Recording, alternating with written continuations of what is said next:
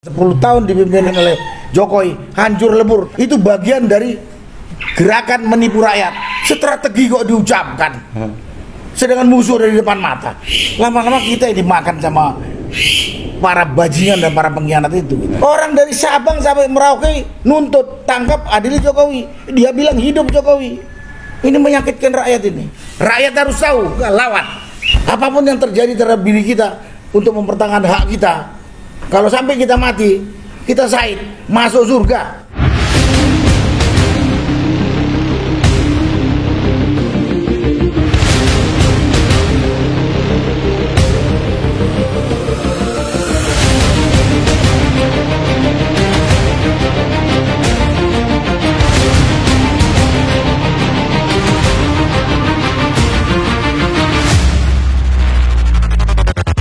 Pak Narko memandang jaminan keamanan kedaulatan negeri kita ini, ya. Orang yang kita tuduhkan itu tidak datang ke pengadilan, semua dipanggil baik Aguan ataupun Jokowi ke pengadilan. Saya silakan Pak. Wah, sulit ini jawabnya nih Pak Musai. Tapi yang jelas kondisi negara kesatuan Republik Indonesia ini 10 tahun dipimpin oleh Jokowi merosot habis. Kita bandingkan sebelumnya waktu dipimpin SBY. Dipimpin SBY. Yang jelas kalau dibandingkan dengan itu aja lah, 2 periode dipimpin SBY. Walaupun kita nggak luar biasa amat, tapi jelas jauh lebih bagus. Dan 10 tahun dipimpin SBY, dipimpin oleh Jokowi, hancur lebur tatanan kehidupan berbangsa. Hancur lebur. Kehidupan bernegara hancur, penegakan hukum hancur, ekonomi bubar. Siapa yang lagi mengatakan ada peningkatan di era ini, di era Jokowi? Ada apa? NGO asing yang namanya OCCRP itu mengatakan presiden terkorup nomor 2 dan terlibat tindakan kriminal.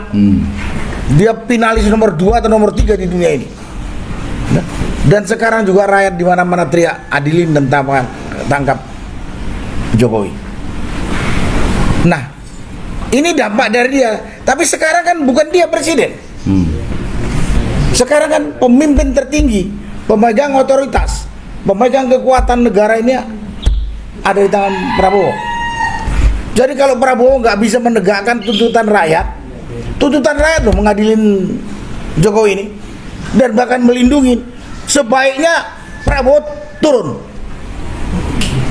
kalau punya harga diri. Risiko, apalah risikonya dilawan Jokowi atau dia mati, itu namanya risiko pemimpin kok. Tapi gagah, bukan pemimpin cemen gitu.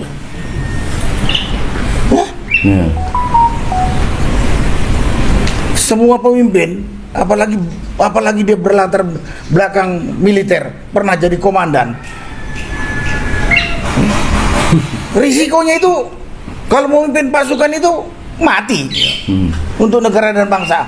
Sekarang juga jadi pemimpin nasional sebagai presiden, dia pasti ngadepin banyak musuh yang mungkin akan mencelakakan dia. Ya itu harus dia siap hadapi. Kalau dia lengah, dia kalah, mati. Tapi jangan didiamkan. Kalau nggak berani mundur.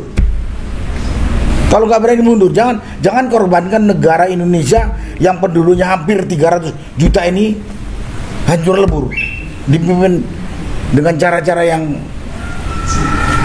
nggak jelas. Ya? Cara nggak jelas. Saya tahu punya titik-titik lemah atau punya segala macam lah. Mungkin Prabowo dihadapkan dengan Jokowi. Ya, semua orang punya kelemahan, semua orang punya kesalahan. Tapi yang jelas sekarang dia sudah de facto de jure presiden, pemegang otoritas tertinggi terhadap hukum, pemegang otoritas untuk menggerakkan semua kekuatan dimiliki negara, menghadapi musuh negara. Jangan diam aja. Kalau diam saja dia bagian. Dan gak usah ngomong lah pada rakyat, ini strategi, tunggulah waktu. Saya dengar udah jutaan kali dari Prabowo, dari pengikutnya Prabowo, jutaan kali saya dengar. Ini strategi, tunggu 100 hari, tunggu 6 bulan, tunggu 1 tahun. Tahu-tahu 5 tahun. Hah? Enggak ada lah itu. Itu bagian dari gerakan menipu rakyat supaya onani. sabar. Hah? Gerakan onani. Ya, gerakan mau dibilang gerakan onani juga boleh. Strategi kok diucapkan. Sedangkan musuh dari depan mata. Musuh dari depan mata. Ya, para koruptor di depan mata. Pejabat pengkhianat di depan mata. Nggak perlu pakai hari kok, berjam udah tahu orang itu. Kenapa didiamkan? Ya itu strategi. Perlahan-lahan. Lama-lama kita yang dimakan sama para bajingan dan para pengkhianat itu gitu. Risiko. Semua ada risiko.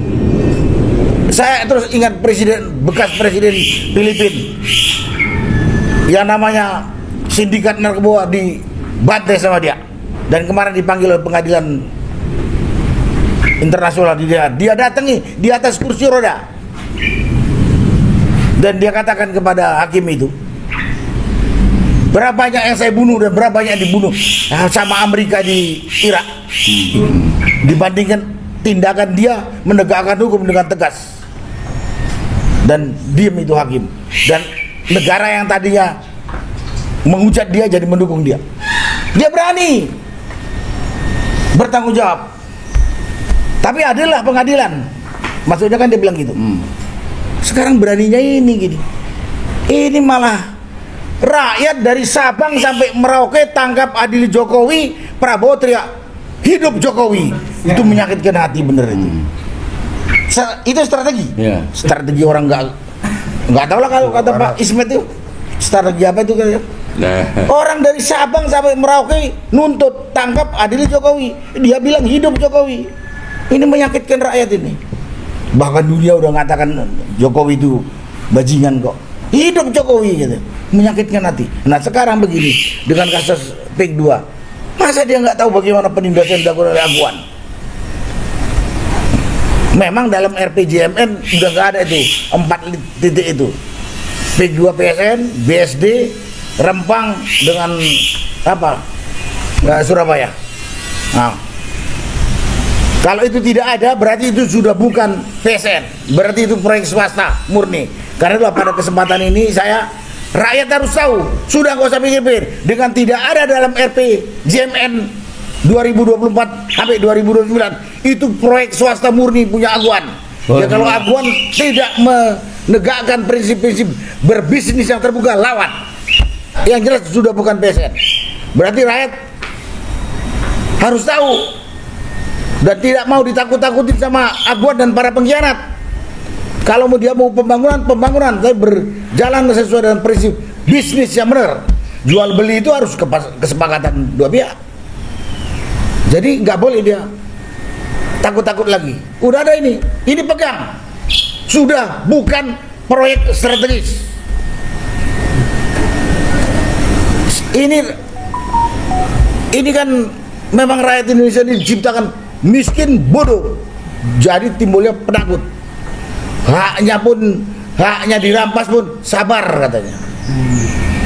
Sama juga dengan kita. Kapan Prabowo mau menindak para bajingan pengkhianat negara yang udah terlihat di depan matanya? Sabar katanya.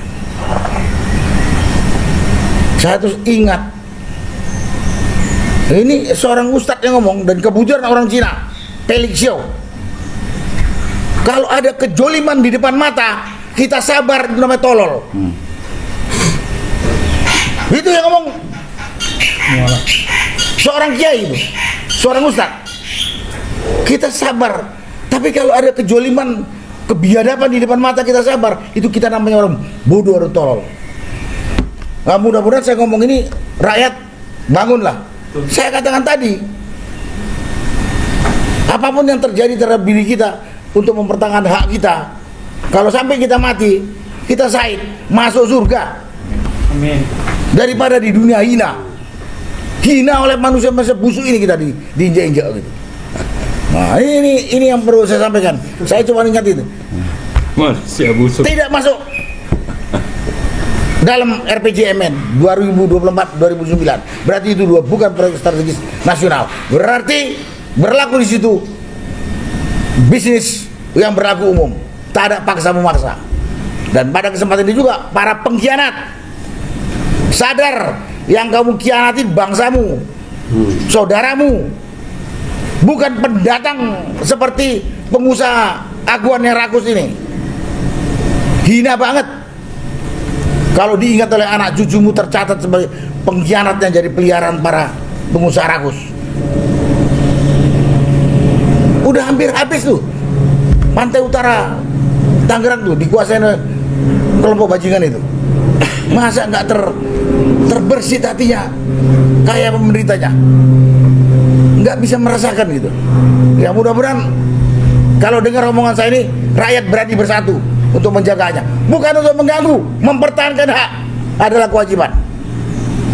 Dan khusus kepada Presiden Prabowo, Bapak kalau memang nggak mampu, nggak berani, takut ngadepin Aguan atau nggak berani ngadepin para pengkhianat itu, serahkan kepada yang berani.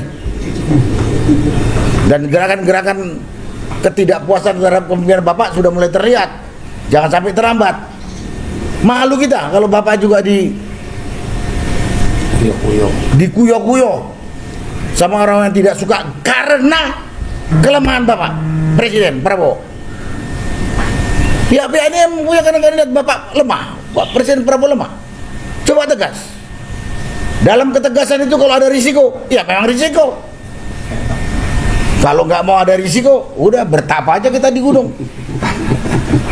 Itulah. Tapi jangan korbankan hampir 300-an juta rakyat Indonesia ini ditinggalkan pemimpinnya gitu.